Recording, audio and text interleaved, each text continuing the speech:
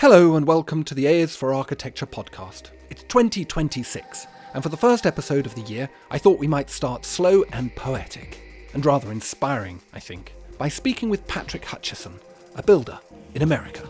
Patrick's very recent book, Cabin, Into the Woods with a Clueless Craftsman, which he published with HarperCollins in November last year, tells the story of his journey from copywriter to carpenter, and now best-selling author and carpenter, via the renovation, the discovery in a manner, of a small cabin in the woods. It's an elegant story indeed, which, beyond a sort of practical how-to for other itchy-footed office jockeys, is one tangentially rooted in an American romance and myth from indigenous peoples, Thoreau, pioneers and non-conformists. Through the cabin and through the book, Patrick describes his journey of discovery, at once a DIY adventure story and a meditation on how to find meaning, community and identity through making, through building, and through acts of ordinary creation. Architecture has long been allured by the idea of the homes of our forebears, the original dwelling, the cabin in the woods, the preference, as Gombrich put it, for the primitive. But finding a gap in modernity's matrix? That's the dream, isn't it?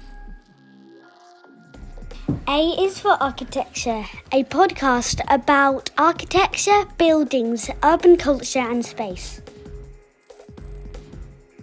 Hello and welcome to another episode of A is for Architecture. I'm talking today to Patrick Hutchison. Patrick, thanks ever so much for joining me. We're going to be talking about your book Cabin, which is very interesting and brought to mind a lot of things that I've been thinking about quite a lot, and I was contacted by your publishers shortly after staying in a cabin and feeling like I wanted to live in a cabin. Were they watching you? They were waiting for their moment to pounce. Possibly. And there was a book in the cabin called Cabin Porn, which was a book of just really nice cabins. So it seemed like a bit of a no-brainer. It seemed like wonderful serendipity. But before we get to talking about your book, Patrick, would you be so kind as to introduce yourself? I would, and thank you so much for having me, Ambrose. My name is Patrick Hutchison. I'm from the Pacific Northwest corner of the United States in Washington. And I live and work out of Tacoma, primarily as a carpenter of ideally tiny spaces, cabins, and tree houses. But sometimes remodeling a home must be done. How did you get to this? Come out of school and went straight into the trades? No, I was never really sure what I wanted to do, or I had ideas when I was younger, thoughts of being a doctor or something like that, but they didn't last very long when the studies got serious. But for years I had worked as a writer. I had this sort of dream of being a travel writer, something kind of akin to a cross between maybe like Anthony Bourdain and Hunter S. Thompson or something like that. But those aren't jobs that are on LinkedIn and sort of kept falling backwards into things that would pay the bill. I was a freelance journalist for a lot of years. And sort of living top ramen packet to top ramen packet. And so sort of slowly took jobs that paid a little bit more, even if they sort of felt a little more soul sucking, and ended up as a copywriter for many years for some of the bigger tech companies out here. And the book actually is about as clear of a journey as I could, I think, paint of how I made it from being a copywriter to now being a carpenter. Has it been an easy rebirth? Yeah, actually. And I feel like it's been hard in, I think, a lot of ways. I've been gone from home a lot, building in remote places and taking jobs in sort of more far-flung places. But in terms of like spiritually or emotionally, it's been very easy because it feels like, following this passion that I didn't know that I had. So it's been easy in that respect for sure. Does it sort of feel like going back to something that historic? Do you have this kind of history in your family of the pioneering spirit? I know it's a bit of a kitsch question from an English person to an American, but I'm happy to be kitsch. Well, there's certainly no real history of it in my family that I know of. I mean, who knows, going back a few generations, but my father was a terrible carpenter. I have all these vivid memories of him. It's like, especially this one one year they bought me a basketball hoop, but it was just the backboard and the rim. And he thought that he was just going to attach it to one of the trees near the porch that we had in back of the house. And I don't think to this day I've seen anyone spiral so far out of control in rage and frustration trying to do something so simple as screw a basketball hoop to a tree. But just yeah, just absolute fury. So he didn't really have it. I have an uncle who's exceptionally handy and artistic. But I think in terms of like the history of it,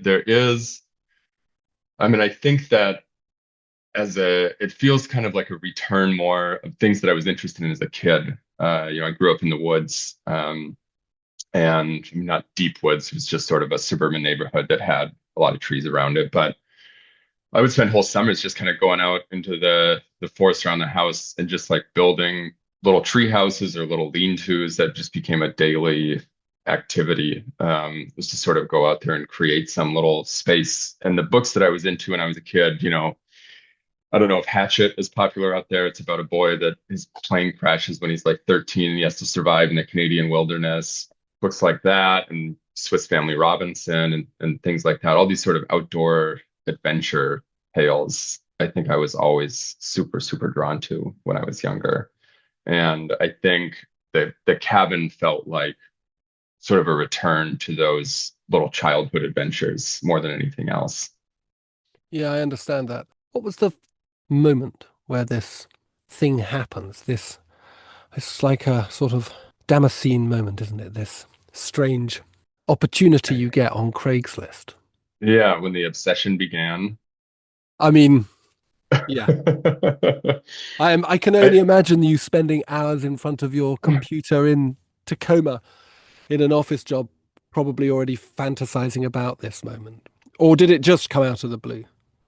I mean, it had initially started as I was in my mid-20s and I was trying to think of, I didn't like my job. It's like I need to do something that feels like I'm sort of taking the next step towards adulthood. I feel sort of purposeless. And the idea that I landed on was that, I should buy a house.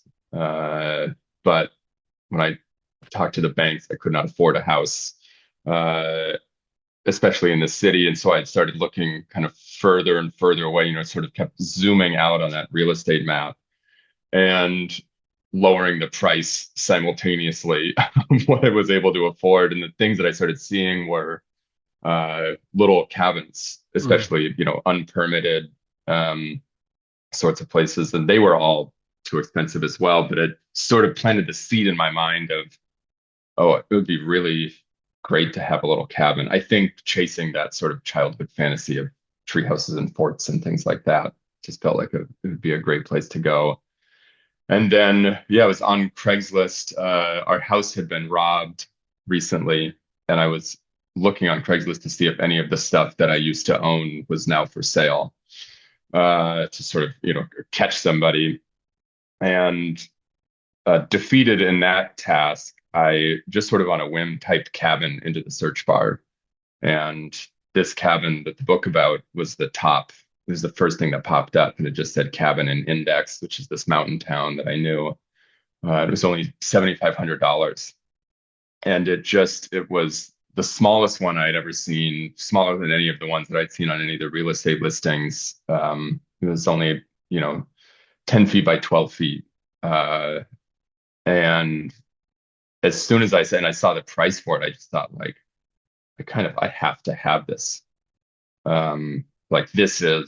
This fantasy has been sort of brewing for months. I've never seen anything that gets me remotely as close as this does.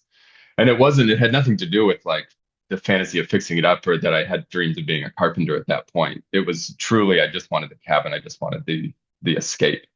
And this felt like the opportunity to finally have that. It's a nice thing. So you buy it and you do it up. So I bought it. Yeah, 2 days later, I met the guy in front of a notary, and we exchanged the paperwork. And was it knackered? Yeah, 100%. I mean, it probably still is to this day, but I idea because I had no idea what I was doing.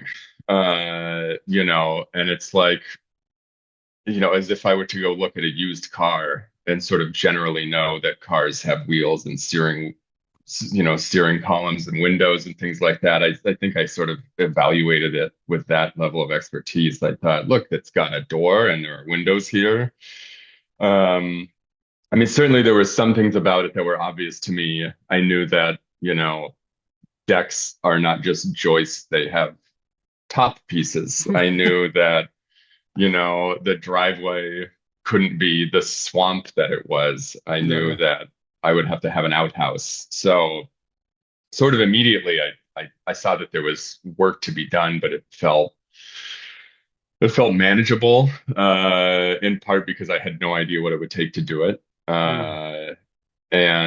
But I didn't see that the roof was leaking, that the floor was probably, across 10 feet, 6 inches out of level. I didn't, some parts of the subfloor were rotted out.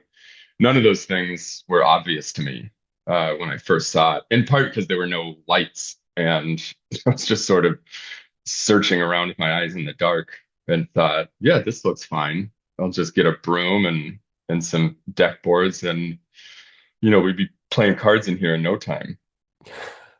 Had you read stuff like, I mean, without wishing to sound wildly pretentious, but things like Thoreau, had you, in some way, do you feel as, in some way that you'd imbibed a sense of that the cabin was sort of an iconic image in the American canon? That's an interesting question. I don't know if I had it that, yeah, that it was such a widespread sort of fantasy. Certainly one that I had. And I've read Thoreau in high school as sort of required reading. I think if there was something that affected me in the way that might, I don't know if you're familiar with Dick Prenneke. He's a fellow out here that in the 70s, he retired and moved up to a place called Twin Lakes in Alaska, totally middle of nowhere. The only way you can get in is by a float plane that lands on the lake and drops you off. And he went up there in the early 70s, got dropped off with all of his tools in a canoe, and filmed himself building a cabin from scratch, a log cabin. And it's decades of footage that he has of building this cabin and fashioning everything where he, doesn't even arrive with handles for his tools because he knows that he can, find a straight piece of spruce and create a handle for his axe head.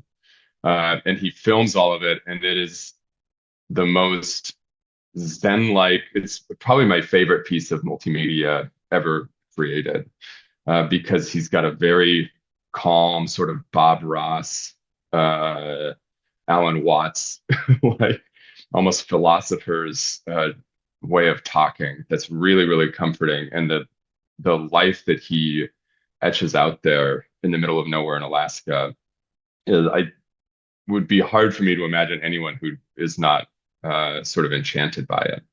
And that would be on the public broadcast station when I was a kid. And I remember whenever it came on, just being like wrapped with his story. And yeah, so I think that would be sort of my version of Thoreau. And I encourage anyone. There's a lot of episodes on YouTube of Dick Prenneke, Alone in the Wilderness, that are phenomenal. I'm going to definitely look that up. But there is that other side of it as well, which is that I don't know if you have the same cookies or persistent algorithms on your social media, but if you use social media, but there is that whole genre of fake back to the landism, of sort Yeah, of men going out and doing sit-ups in ice cold water and with a dog, inevitably with a dog, and then yeah. cooking a 3-pound piece of meat to eat on their own on a fire and hewing a house out of a log. That didn't play a part, I'm assuming. It wasn't the kind of desire to be an influencer. No, and I mean, I think that did play a part, but almost as an inside joke to ourselves. I mean, at that time in my life, I mean, I still feel this way, but most of my friends, we delivered sandwiches on bicycles. We were in the city. We went to punk shows at night and, wore skinny jeans and that sort of thing and shared rooms in big houses. We didn't really consider ourselves like manly men, or outdoorsy women. There's no pretense of that. But what was so beautiful, I think, about that is that all of us were sort of curious about those things, about splitting firewood and shooting guns and using power tools. I think that there's an intrigue there that's just natural. And so when we would go up to the cabin, sort of like kids would play house, we would sort of act out those fantasies at our level. So we had a BB gun that we would take turns with over morning coffee. And I remember the year that we got the new splitting maul for firewood, and we would take turns and we would all, it was like when slow motion video had just come out on cell phones, and we would take slow motion videos of each other splitting pieces of wood and seeing who could get the most dramatic shot. And so we were sort of playing at those ideas, but never taking ourselves seriously with regard to them. And I think that's one of the things that I loved about the cabin is it felt this really safe space to sort of be silly in that way, to kind of try out those things in a space that felt like no one was watching us to make fun of us or tell us we were doing it wrong. It's a beautiful idea, really, using sort of the production of a house to almost as a means towards self-actualization, maturation, kind of perhaps an unexpected mechanism to achieve those goals.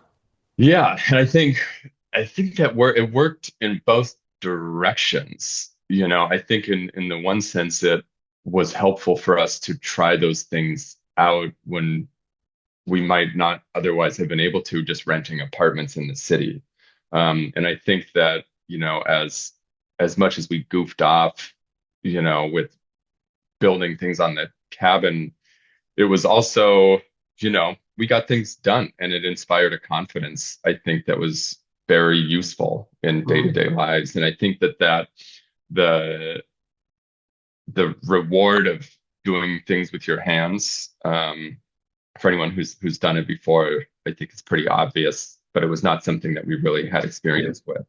And at the same time, I think that, being the ages that we were, I think it was a time when, sort of mid to late 20s, when people start kind of growing up truly and becoming more serious. And I think having that place, almost sort of inhibit our maturity in a way, sort of keep us, these sort of weekend escapes to being childlike and just sort of romping around the woods and playing with tools and not taking ourselves very seriously was really useful to sort of like keep that version of ourselves alive when it might have others sort of faded away a little bit.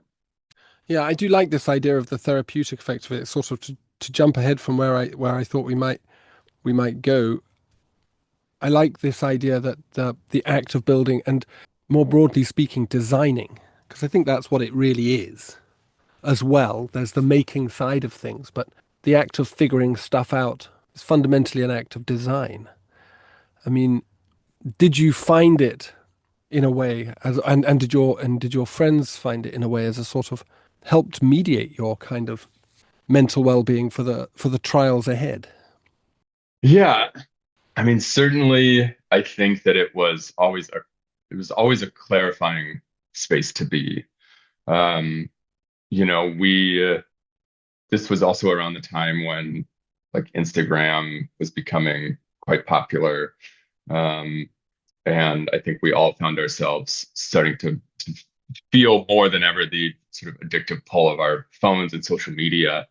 But there was very little cell service up there, and we sort of made a tradition, out of or a ritual almost, of when we pulled off the highway onto the gravel road that led to the cabin, we would all pull out our phones and turn them on airplane mode, as a sort of like, we are cutting ourselves off now. Yeah.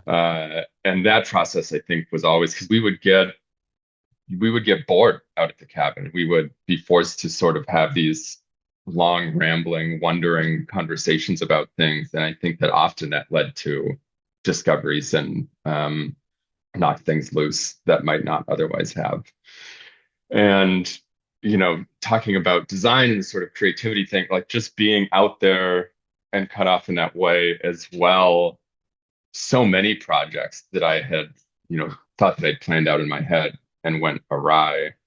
You know, there was it was an hour and a half to 2 hours to get to the hardware store and back. And so you'd often be tasked with like coming up against a problem and really having no easy way. You couldn't look online for help to answers. You couldn't call people. You couldn't run back to the store and ask someone. You were always sort of forced to come up with creative solutions for things. And I think I would probably list in like the very top of my list of benefits that I think the cabin offered, of those years of just sort of having to figure things out when you really have no other option available. The idea of the logistics of actually building something like this, could you describe the kind of, I guess, the edited highlights? What did you start doing first? And how did you make it happen? Did you have to travel up in a truck and, as you say, basically bring everything, and then anything you didn't bring couldn't be done? Yeah, I just want to kind of understand the slow emergence of this place. Well, I sort of like accumulated a handful of different tools as we began. Very basic, like a circular saw, a drill, obviously hammer, nails, screws, things like that. There was some of the tools plugged in, so I bought a little generator to take up there.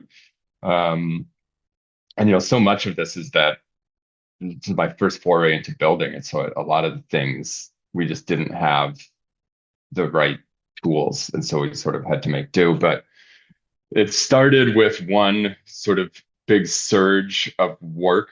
I think a couple weeks after I bought it, me and I think there were 6 of us that went up for like 3 days and just went nuts throwing things together, making an outhouse and finishing up the deck and bringing in gravel for the driveway and sort of covering the walls with wood paneling and putting some flooring in. And all of the materials that I bought most of them were not used for their intended purpose. Like a 1/4-inch plywood covered the walls that's meant to be sort of like underlayment for other things. And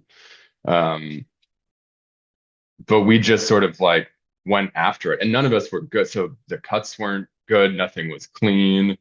The door had to be edited because it didn't open up all the way into the cabin because the floor was so sloped. But after my friend cut it then resulted in, when the door was closed, there was about a fist-sized gap in the bottom of it. And so it was fast building and extreme confidence, all born from a sense of urgency and total, like a complete lack of know-how, because we didn't know that we were doing things wrong, so we could do them quite fast. And I feel like the more I learn about building and carpentry, the slower I become, because it's, it can be such a calculated thing. And but yeah, building in those days was a real sort of frenzy, but a lot of fun in that way. Yeah. And we were proud of all of it because it was all stuff that we had never done before. And it was very reassuring to sort of have that feedback loop of figuring things out and putting them together. I have the displeasure of having to do up my own house with my own hands, and I'm, as I like to call it, spend my Saturdays swearing at my house. And because I'm not a tradesman, not a craftsperson. Well, it doesn't change. But But it is a funny thing that I've noticed about the nature of middle class life, bureaucratic life, however you want to describe it, this kind of sitting in front of computers, managing information flows, which is, I think, what we do now, which is it strikes me as being a very fuzzy thing. Like there's a control Z or control Z function in Yeah. more or less everything that I do. And I'm one layer in extremely deep bureaucracies where someone above me will pass me essentially tasks that they've fractionally completed, and I pass that down the chain. And what strikes me about building is that, and when I've had to fit plug sockets or redo the plumbing or start trying to lay bricks or whatever it is it's really precise. And like everything has to happen in the right order. And there's no control Z when you've taken a faucet off. There's, shit, I have got water going everywhere now. And I wondered, did you find, and I don't know if that's a universal experience. It's certainly how I find it. You know, it's like literally like where the spanner is. Like you've put the spanner a foot out of reach with your Yeah. thumb over the top of a copper pipe trying to hold the water pressure in. And it's Yeah. like everything has to be in the right place. Yeah. There aren't a lot of soft mistakes. I feel like everything has very clear consequences. Yeah. But also in a way there is, I mean, I feel that in most cases, the reality is catastrophic though it may be, everything can be fixed. There is some level of control Z. You can, if you peel back enough layers, you can get back to a place. Yeah. And certainly you don't want to most of the time, Yeah. because it is often just like compounding layers that equate to a finished space.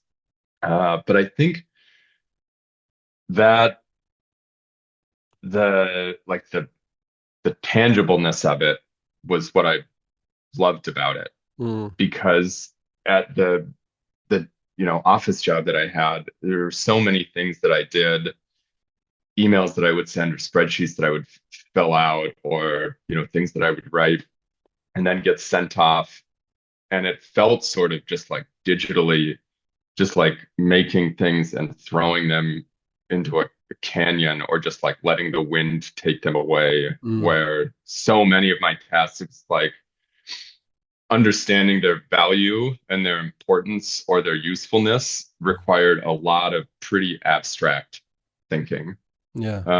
And like, belief in ROI or bottom lines or things like that. And I think what I loved about building is just knowing, like I remember when a buddy and I did the stairs in the cabin, and when we were done and he was sort of testing them out and walking up, back and down, and I just had this thought like, oh, when I don't have this cabin anymore and someone else has it, and maybe it gets passed down, years and years and years from now, like how many hundreds of people and hundreds of trips up to the sleeping loft will happen because of the stairs that we just built.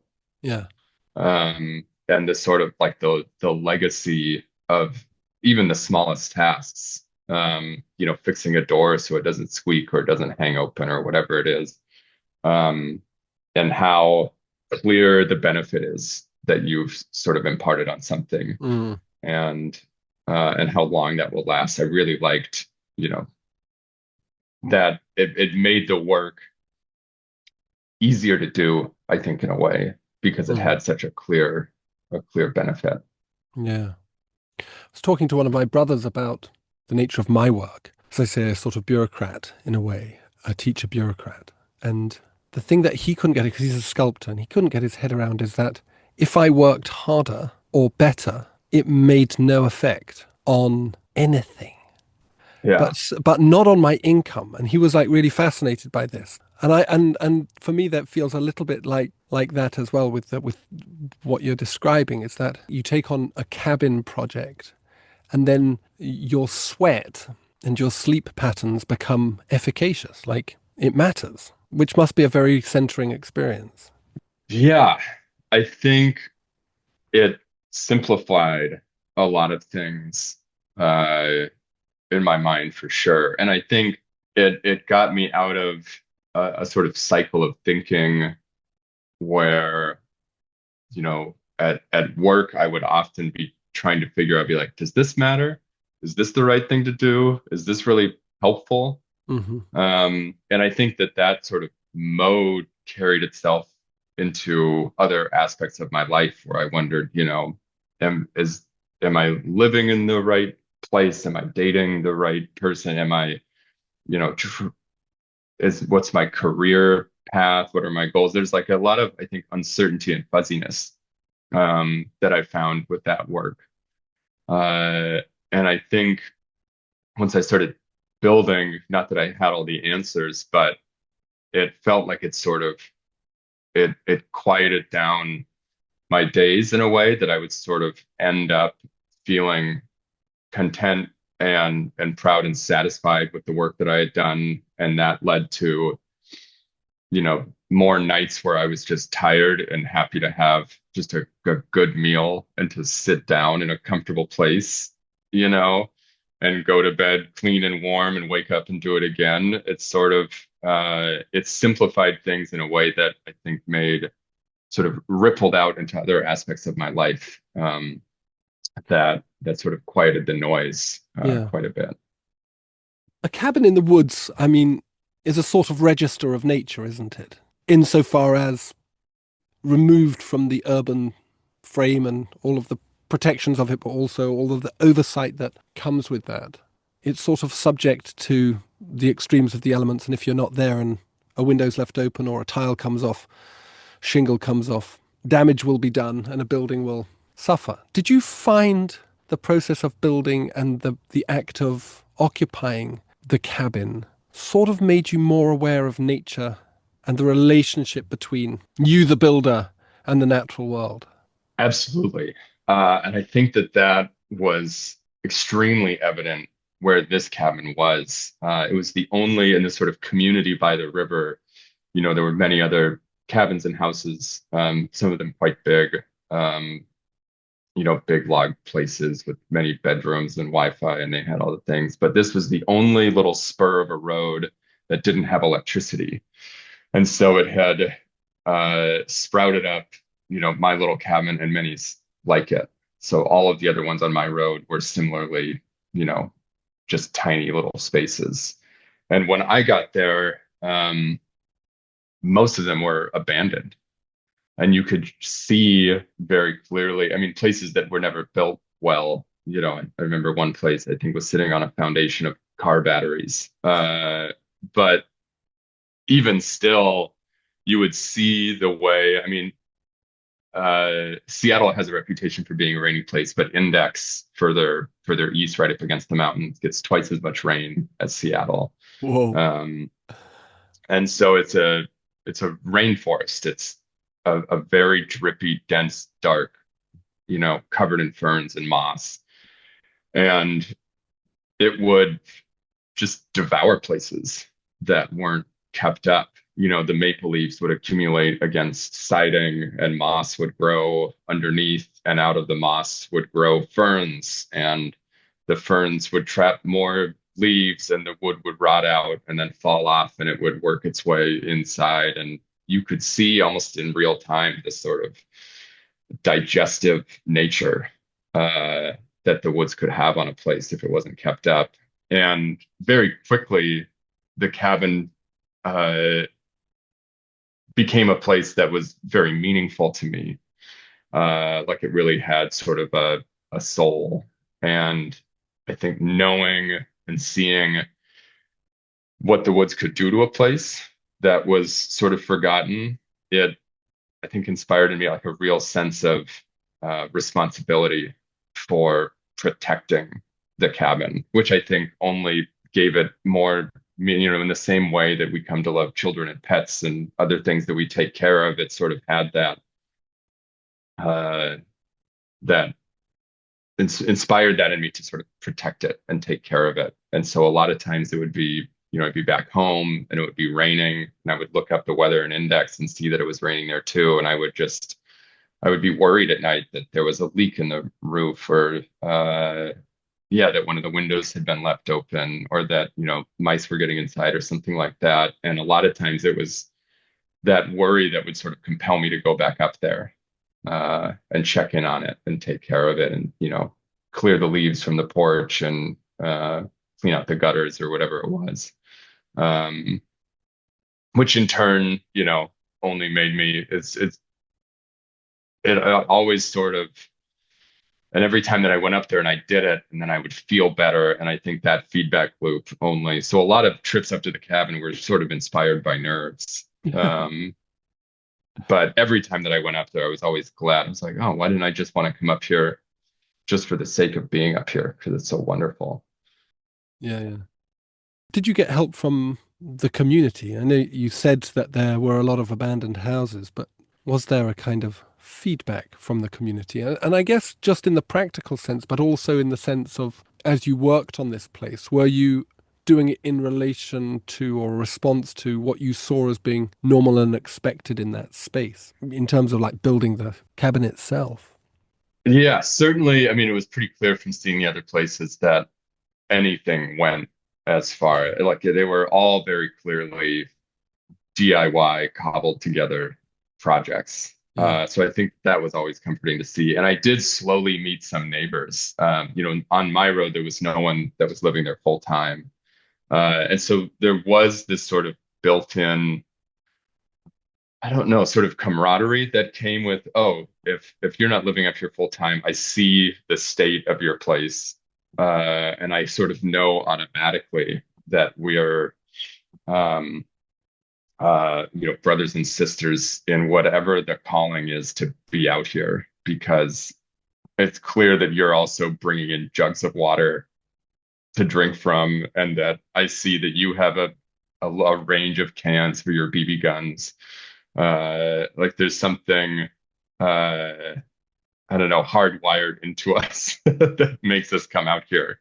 And help from the community in the sense that I knew that when they went up, that there was an expectation that whenever you went up, you would go and check on other people's cabins, Yeah. and clear the leaves from their porches, and clear their gutters. And if a window had been left open, you would shut it. And if there was snow piled up against the siding, you would sort of take a minute to try and clear it away, to sort of prop up other people's places, because you knew that they'd do the same for you. And there was always a sharing of ladders and firewood, and, raiding other people's supplies of screws and tools whenever you could. So I think that there was a sort of frontier, kind of reliance on the generosity of others, that was always really, really nice. Even if I never saw those people, I might not see them for a year, but we almost sort of communicated in the give and take of sort of helping each other out with our cabins.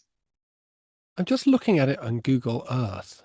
I think it's always a surprise to me as a British person, like how remote places can be in the US. It's like really remote. Yeah, and yet also sort of not. I mean, I think maybe compared, yeah, to other places, it probably feels that way. But I mean, I could be there. Well, not now, because there's a lot of flooding, unfortunately, that is affecting that community. But normally it would be, from the house, if there was no traffic, like an hour and a half, Is that right? which doesn't feel, it feels far and close at the same time. I think, that trip in the winter could be 2.5 hours and require, a long hike up a big hill through waist deep snow. But in the best of circumstances, I would be able to get out there in an hour and a half. Um, Extraordinary. but certainly it felt more remote than I think the commute implied that it was. Mm. The road that the cabin was on backed up to, the Mount Baker Snoqualmie National Forest, which is, I couldn't guess it to how big it is, but thousands and thousands of acres of just empty forest. And so, you kind of knew when you came out the cabin and looked, up at the mountain, that there was, that you could walk for days and days and never come across anything. And I think that the the sense of that space sort of contributed to the feel that the cabin was, truly sort of all by itself in nature, for sure. You've become a carpenter since then. Can you tell me a little bit about how that occurred? Was it literally off the back of doing this project that you decided, well, let's get trained, let's do this properly?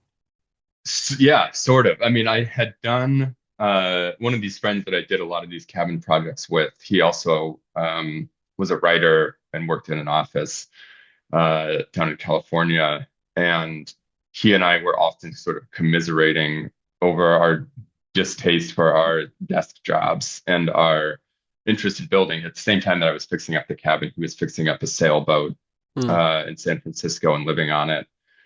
And he would often come up and help with projects. And over the course of a lot of these visits, we kept fantasizing about like, what if this was somehow our job?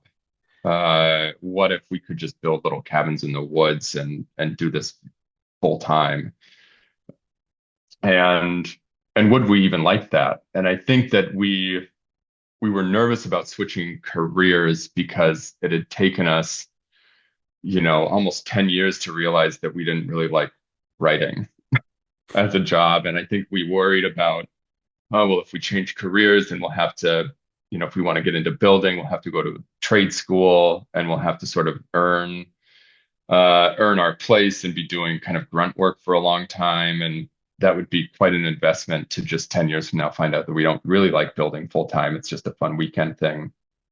And so we decided as an experiment, let's quit our jobs, take all of our savings, and let's build a cabin from scratch. Let's skip to the version of the job that is our dream version of it. Yeah. And if we like that, then we'll know that it's worth doing the hard work to get to that dream. And so we did both quit our jobs. Brian moved up to that community for a summer, and we bought a piece of land and we built a cabin from the ground up. And it was that experience that got me sort of an entry-level carpentry job, building old wooden travel trailers, sort of like tow behind RV things. And then from there, it just sort of bounced around to different jobs, worked for a treehouse company for many years and just started learning from other people. But always sort of, I think, guided by the experience at the cabin where I knew that my love of building was completely entwined in the relationships that I had with the people that I was working with. And so was always most interested in finding small groups of people, 3 or 4 other people that I would build with in, natural places where we really got along, because the sort of the fun of it and the team of it were always, I think, so critical to my enjoyment of it. And so I've never been on like a big construction crew or, worked on commercial buildings in the city, because I think it would, even though maybe the tasks were similar, I don't think I would enjoy it. So it's always been, small crews and interesting projects, usually in the woods, that I sort of seek out. Yeah, very jealous. What would you say to somebody who's gone through the increasingly absurd process of getting themselves professionally educated to a very high level and feels perhaps like they missed the boat, that the debt is too big, that they've got to pay their dues because they invested so much time and they wrote so many essays and uploaded them to so many intranets? This is a hypothetical person. Of course. A good friend, perhaps. A man was saying to me, yeah. What would you say to them? I mean, is it worth it? I would say so. I think it's always a hard thing for me to answer. It's a question I've gotten before, and certainly this transformation, if you want to call it, that I had was like, I wasn't married, I didn't have any kids, I didn't have a mortgage, I was renting a room in a house for $600 a month. I didn't have a master's degree, I didn't have a doctorate. Uh, in many, though I'd spent a lot of years trying at it, I didn't have much that I was throwing away, it felt like. Mm. Um, and I think that maybe that's like I didn't value what I was doing. And so I think it was like, if I lose this, who cares? Because I don't even enjoy it. And so I think, certainly there's an extent that it's just logistically, impossible because you have to support your family, you have to buy groceries and pay for medical bills and buy braces and things like that. But I think for anyone that can see a path towards doing something that they'd rather, I think that ignoring that curiosity always feels like a mistake. Um, and certainly there were years when I worked harder to, I did two or three, sort of side freelance journalism jobs in the lead up to quitting my work to build that cabin, and was even doing freelance journalism at night. Like we would work from 7 a.m. until 8 or 9 p.m. when it would finally get dark up here in the summers. And then we would go to a bar and I would write, blog posts and white papers for companies back in Seattle until 11:30 at night. Um, just trying to make it work. And that all felt entirely worth it. Uh, because I think for the first time, my days were not spent looking at the clock, waiting for the moment that I could leave. Um, and not that the work that I do now is incredibly you know, exciting. I spent yesterday hauling wet bags of garbage to the dump uh in the rain, but still it feels like, the sort of average of my time feels like it's being put to something that at least I view as more productive of myself and beneficial to others. Um, because I think that was the other, often in that office job, I felt it wasn't just that I felt like I was sort of wasting my time, but I felt guilty for the people that really connected with that work and were truly invested in it. And maybe there were fewer of them than I thought, but I couldn't help but think like, I feel bad that I don't care about this and you may. And then I'm sort of just like, you deserve to have someone here that cares about it as much as you do, and that'll never be me. Uh, and so I think, yeah, if anything, just finding something that you care about. And I don't like that phrase dream job, because I think that every job has its, frustrations and challenges. But I think what felt different about building for me is that when I would getting frustrated with the work, always carried with it a flip side that was I was frustrated because I wanted to be better at it, not because I didn't enjoy it.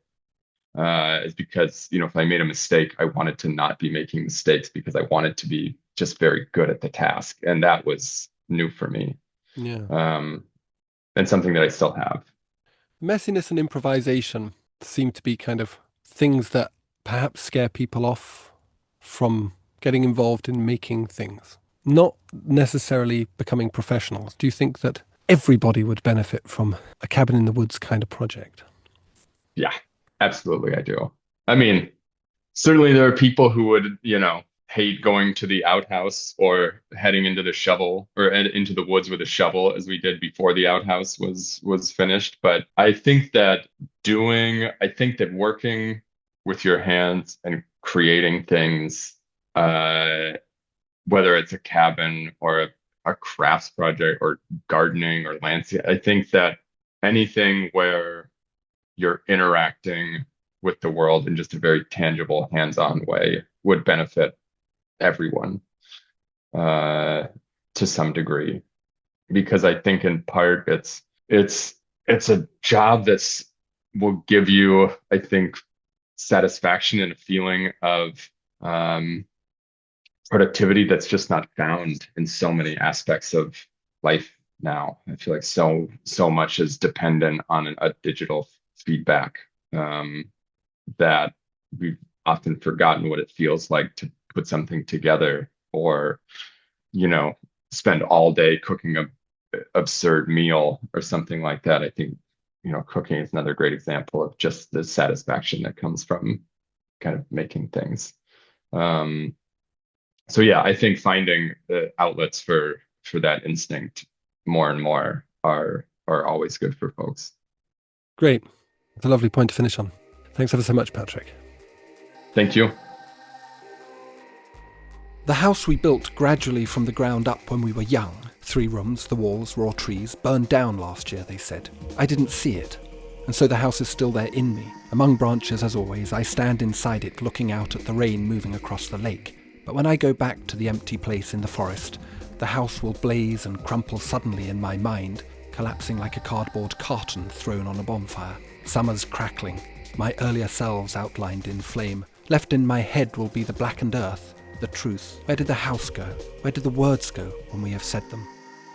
Margaret Atwood getting all Prince of Denmark there in her poem The Small Cabin, written sometime between 1965 and 1975. It's all there, isn't it? Making, meaning, wilderness, folk, death. Thank you to Patrick for speaking with me, and to Nicole at HarperCollins for the intro and assistance along the way. Please see the podcast description for links to the book, and to Patrick on his website, on his business's website, and on social media. And thanks for listening.